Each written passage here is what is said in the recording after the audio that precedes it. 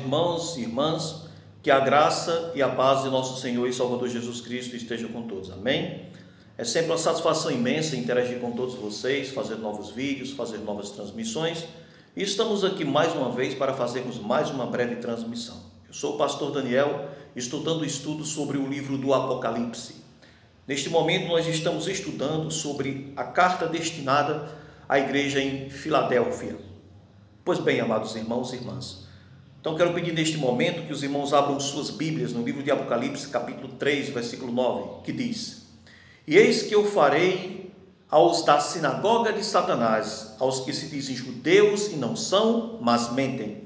Eis que eu farei que venham e adorem prostrado aos teus pés e saibam que eu te amo. Então, amados irmãos e irmãs, como podemos entender essas passagens? Nós sabemos que o livro de Apocalipse é um livro simbólico, um livro cheio de símbolos e figuras, certo? Mas nós precisamos entender o contexto no qual o livro do Apocalipse foi escrito. Bem, amados, nós sabemos aqui, quando estudamos o livro do Apocalipse, quando estudamos o contexto, de que existia a sinagoga de Satanás em Esmirna e em Filadélfia. Mas o que era essa sinagoga de Satanás? Dentro do contexto, era justamente os falsos judeus. Então veja bem: eis que eu farei aos da sinagoga de Satanás, aos que se dizem judeus e não são, mas mentem.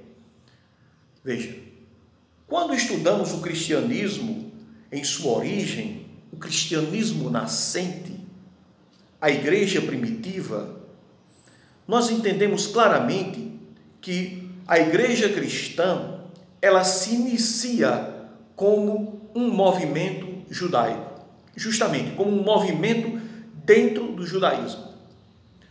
O judaísmo da época de Jesus e dos apóstolos, ele era dividido em grupos e subgrupos.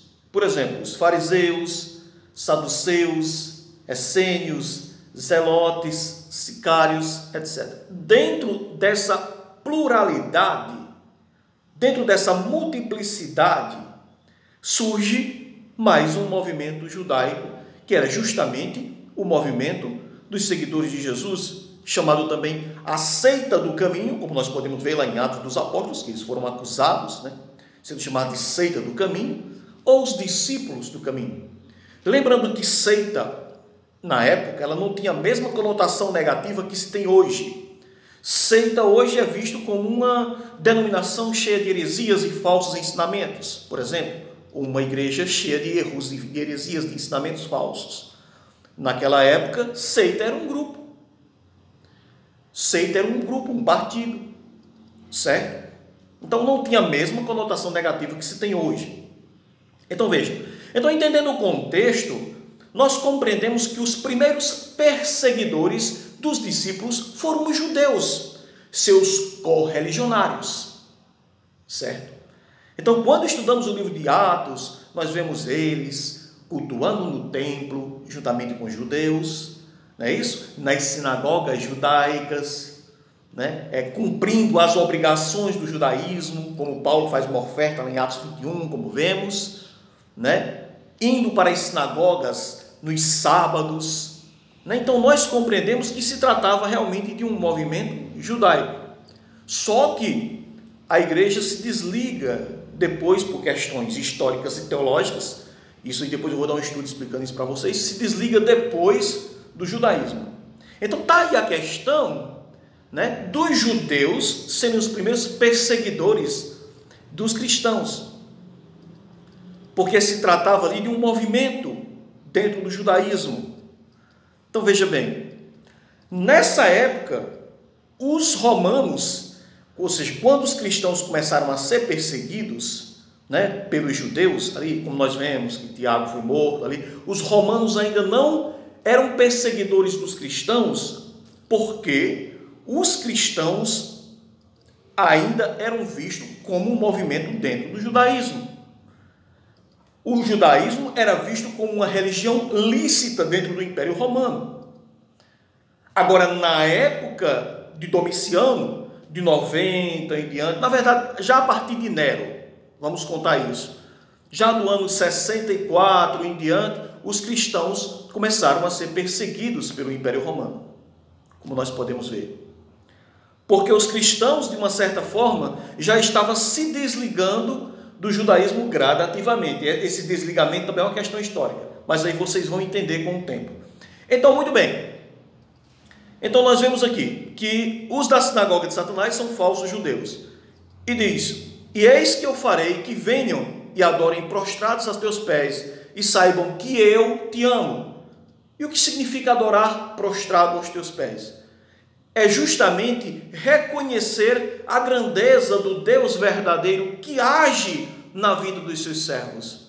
Esse Deus que levanta os seus servos como instrumentos para executar o seu plano de libertação, para executar o seu projeto.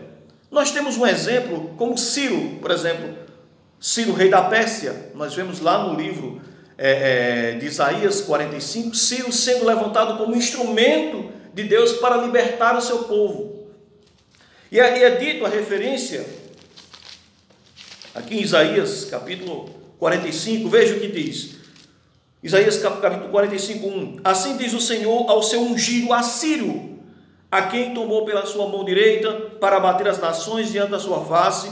Eu soltarei os lombos dos reis para abrir diante dele as portas, e as portas não se fecharão. Versículo 14 diz: assim diz o Senhor, o trabalho do Egito e o comércio dos etíopes e os sabeus, homens de alta estatura, se passarão para ti e serão teus, irão atrás de ti, virão em grilhões e diante de ti se prostrarão e far-te-ão suas súplicas, dizendo: deveras Deus está em ti e nenhum outro Deus há mais. Então veja, vocês estão entendendo a ligação dos textos? Então Deus exalta os seus servos, a moral, o princípio que podemos tirar daqui, que Deus exalta os seus servos, mostra a sua grandeza, a sua soberania através dos seus servos.